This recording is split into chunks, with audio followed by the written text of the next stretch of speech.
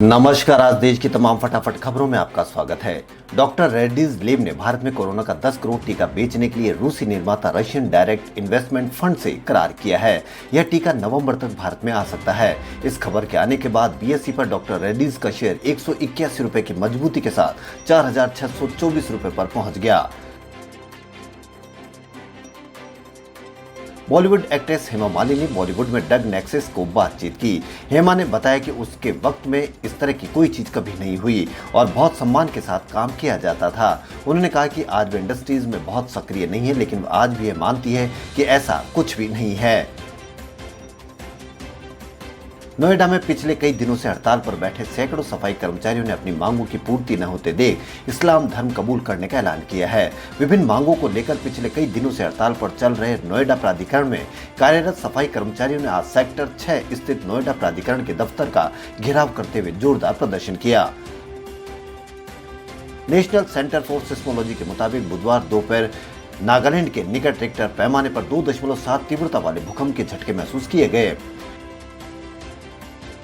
प्रधानमंत्री नरेंद्र मोदी के 70वें बर्थडे को बीजेपी ने देश भर में सेवा सप्ताह के रूप में मनाने का निर्णय लिया है। बीजेपी के राष्ट्रीय अध्यक्ष जेपी नड्डा ने सोमवार को दिल्ली के नजदीक गौतम बुद्ध नगर में सेवा सप्ताह की शुरुआत करते हुए कहा कि चूंकि पीएम मोदी 70 वर्ष के हो रहे हैं, ऐसे में हमने हर जिले में 70 स्थानों पर सफाई और फल वितरण जैसे काम करने का फैसला लिया है।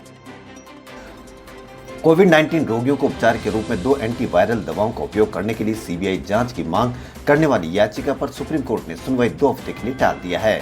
Chief justice S A Bobde ने याचिकाकर्ता को कहा कि दवा को सरकार से मंजूरी है। सुप्रीम कोर्ट से केंद्र सरकार को बड़ा झटका लगा है। कोर्ट ने अरबों रुपए के मध्यस्थता अवार्ड को वेदांता के पक्ष में बरकरार रखा। सुप्रीम कोर्ट ने मामले में कहा कि मलेशियाई अदालत ने इस मुद्दे की सही जांच की है। अवार्ड ने भारत की सार्वजनिक नीति को खारिज नहीं किया है, क्योंकि ये बात की घटना है। वर्तमान और पूर्व विधायक सांसदों के खिलाफ लंबित आपराधिक मामलों को स्पेशल कोर्ट में जल्द निपटाने के लिए सुप्रीम कोर्ट में याचिका दाखिल की है। सुप्रीम कोर्ट ने इस मामले में देश भर के हाईकोर्ट से कहा कि वह पूर्व और वर्तमान सांसद विधायकों के खिलाफ वर्षों से लंबित मामलों के त्वरित निपटारे के लिए एक्शन प्लान प्रस्तुत करे। अदालत ने कहा कि जांच एजेंसी एफआईआर दर्ज करती है, फिर कुछ नहीं करती है। कोरोना वायरस लॉकडाउन के दौरान प्रवासी श्रमिकों की मौत का कोई आंकड़ा उपलब्ध न होने की बात कहकर विपक्ष के निशाने पर आई केंद्र सरकार ने आज इस मामले में सफाई दी।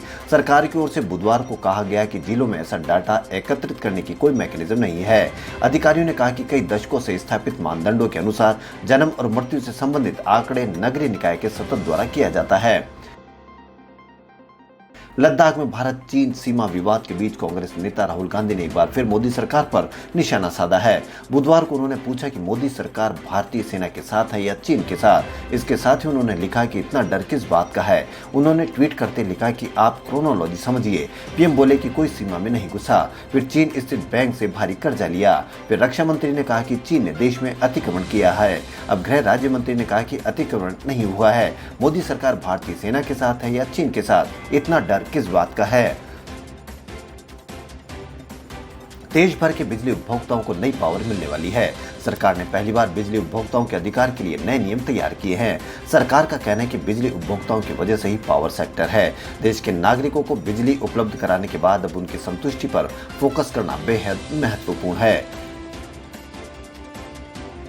ब्रिक्स देशों के राष्ट्रीय सुरक्षा सलाहकार कल यानी गुरुवार को एक वर्चुअल बैठक आयोजित करेंगे। इस बैठक में भारत के राष्ट्रीय सुरक्षा सलाहकार अजीत डोभाल भी हिस्सा लेंगे। इससे पहले मंगलवार को रूस में शंघाई सहयोग संगठन के सदस्यों के राष्ट्रीय सुरक्षा सलाहकारों की बैठक हुई थी। इंडियन रेलवे 21 सितंबर से 40 क्लोन ट्रेनें चलाने जा रहा है। इन ट्रेनों का शेड्यूल जारी कर दिया गया है। वेटिंग लिस्ट की परेशानी से निजात दिलाने के लिए रेल मंत्रालय ने क्लोन ट्रेन चलाने का फैसला लिया है। यह सर्विस श्रमिक और स्पेशल ट्रेनों के अलावा होगी। इनमें से 38 ट्रेनों का किराया हमसफर एक्सप्रेस के बराबर होगा।